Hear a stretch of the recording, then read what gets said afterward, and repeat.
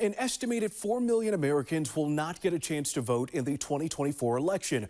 The reason: they've been convicted of a felony, have not completed a prison sentence, or are on probation. But many people incarcerated in San Quentin do want to participate in our democratic process. Here's what they told me when I asked them why. At the San Quentin Rehabilitation Center, formerly the notorious San Quentin State Prison, the people incarcerated inside are keeping up with what's happening outside. I went on this journey to educate myself. They're staying current with the news, not just to be in the know, but also to be informed voters. And I like giving people the experience of agency, that your voice matters. For the last 4 presidential elections, Juan Haynes has been a part of the team organizing a mock election.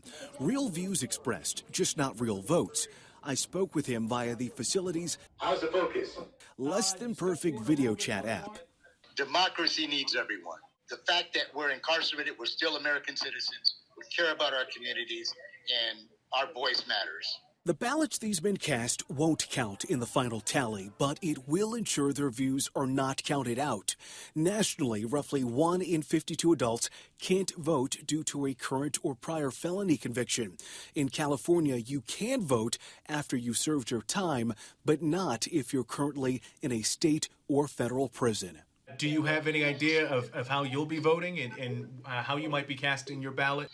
Well, I'm really undecided at this point. Undecided, but not unheard.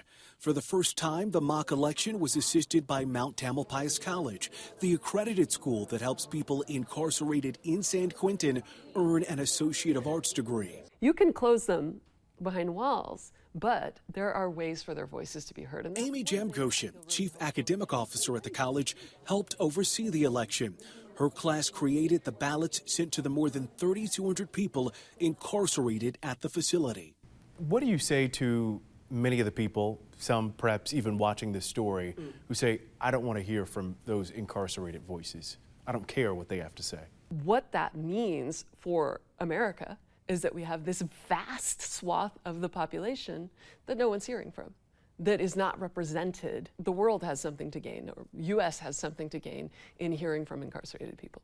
341 prisoners at San Quentin returned their ballot for counting. That's about a 10% participation rate. 57% voted for Kamala Harris for president, 28% voted for Donald Trump, 2% voted for the third-party candidate, RFK Jr. Of the other races on the ballot, Democrat Adam Schiff beat out Republican Steve Garvey in the race for Senate in the mock vote by 13 points, with the majority not voting in the race at all. Prop 6, that would end involuntary servitude in prisons, won with 77% of the vote.